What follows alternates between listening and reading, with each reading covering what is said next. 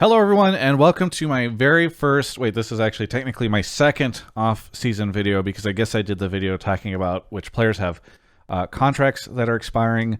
Here we're going to do phase 2 of the off-season stuff, which is a predictions video. And I actually have, because I'm live streaming this as I'm recording it. By the way, come follow me on Twitch, twitch.tv/TravisGafford. There's a link in the description. Do that so that you can see these videos as I'm recording them.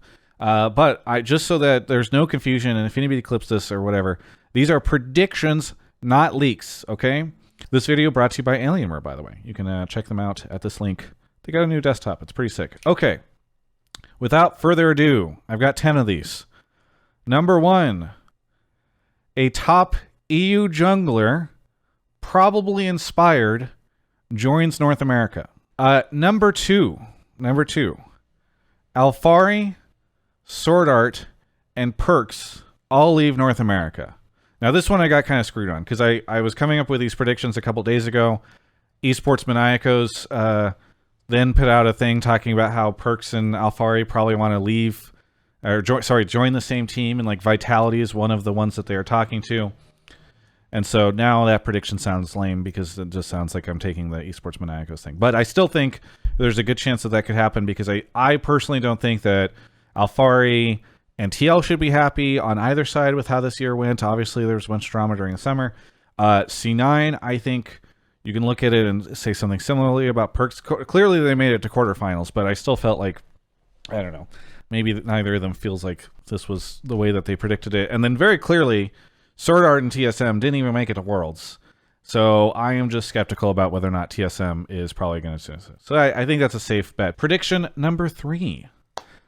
No teams will change their spending profile except maybe TSM or EG.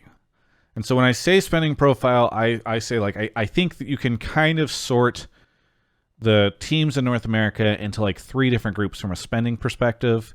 You have like the guys at the top, like TSM, TL, C9, and I would probably group 100 Thieves in there as well.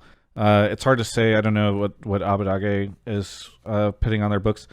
And then you kind of have these folks that are in the middle, like, I don't know, CLG, probably like FlyQuest, etc. And then you have folks like Golden Guardians, Immortals, and those guys at the bottom that are obviously like very, very budget rosters. So my prediction here is that nobody's going to change. Like, I don't think Golden Guardians is going to like suddenly skyrocket and spend a ton of money. I don't think, for instance, that TL is going to be like, we're going to go do a budget roster. I think we're going to see things mostly stay the same, which is a little disappointing, because obviously, you thought like Immortals and Golden Guardians went pretty budget this year. Golden Guardians in part because of the pandemic stuff. I think a lot of the those sports companies are still probably dealing with the repercussions of the pandemic. So anyway, I don't think that'll be the thing. On the EG and TSM thing, I'll explain that with another prediction in a little bit, okay? Prediction number 4, and this one again, kind of like the Esports Maniacos thing, but I think we've heard many years in the past, Vitality wants to make a super team. I think this is the year they will finally do it. I think this is a great year to be Vitality wanting to make a super team, because I just think there's a lot of blood in the water. Is that, I don't know, meat on the Barbie, shrimp on the Barbie? There's a lot of opportunity out there, especially if you've got like Perks and Alphari trying to figure out how to, like, I don't know, get out of their contracts and go someplace else. They could get Bjerg potentially. I don't know. I mean, he's out there. There's some big names that are up for grabs. Reckless seems to be an option. Obviously, like G2's got all their players that are, not all of them, but a lot of their players are on the market. So it seems like there's a lot of opportunity here where you could grab enough pieces to finally like build something. So we will see. Number 5. Cloud9 has big shakeups.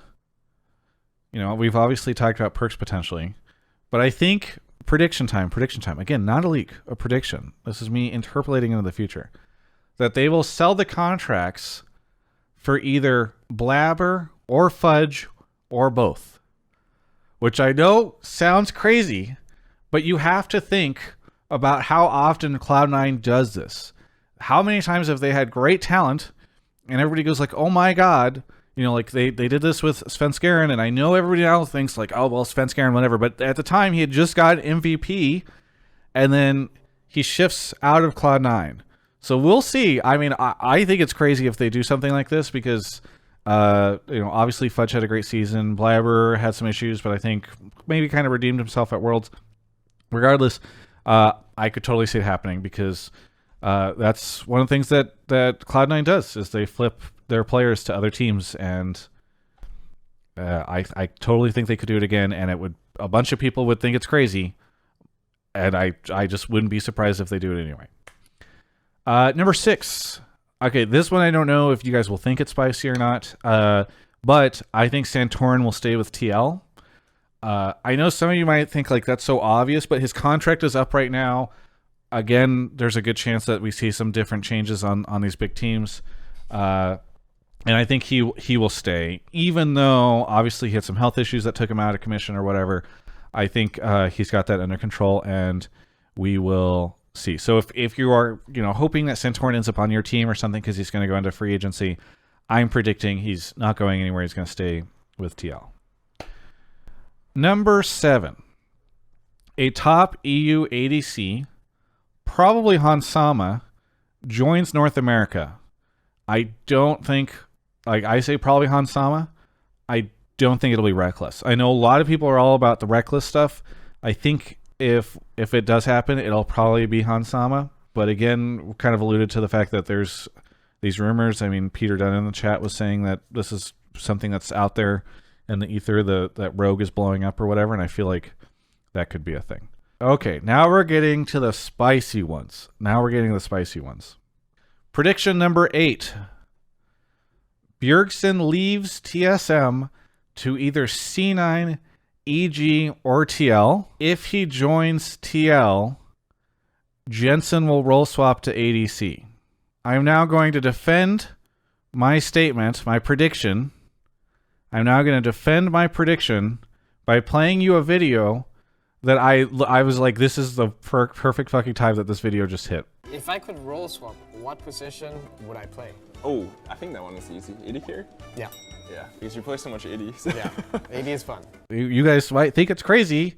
Here he is saying if he role swapped, he would go ADC. So there you go. And by the way, like we've talked before about how, like I guess one of my predictions, which is not on this list, is that Tactical will be out at TL. We kind of already talked about that on Hotline League. I think even the last week, even before this week's episode.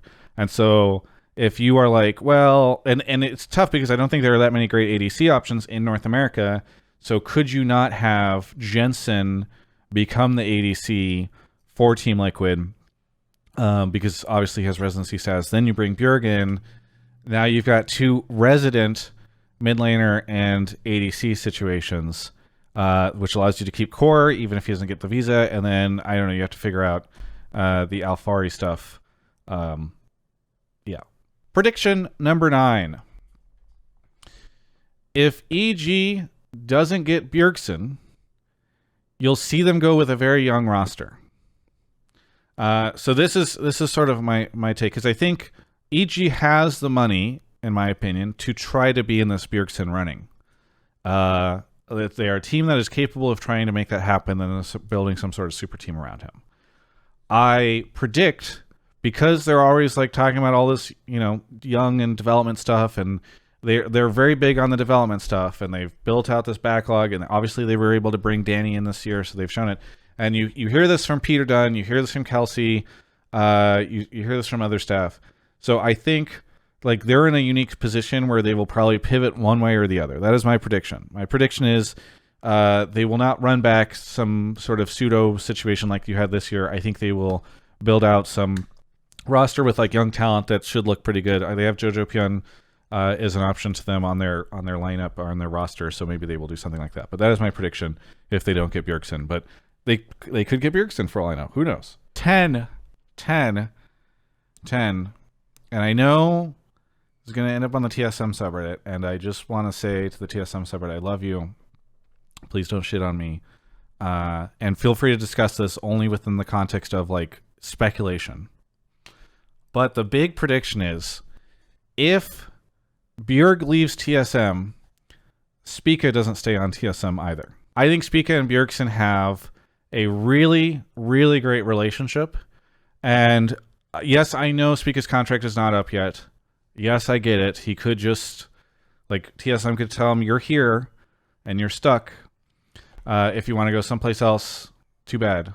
Again, maybe feel free to say this is a stupid fucking take and I suck. I don't know. I wanted to make some fun, big predictions for things that, like, look, if I just predicted something like Golden Guardians picks up an Academy player as like one of their players, like, no one's interested in that type of content. All right. This is inherently fun and we'll see. And you guys can flame me if I get all these wrong, but that is prediction 10.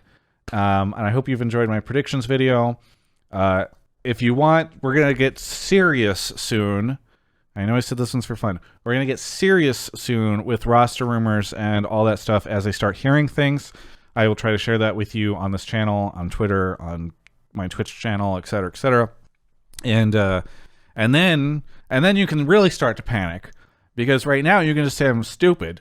But if I'm like, I've got multiple sources that says that Bjergsen's joining a league that's going to start on the moon, then you know you can really panic. Okay. Anyway, thanks so much everyone for enjoying the predictions video. Hopefully you don't flame me too much.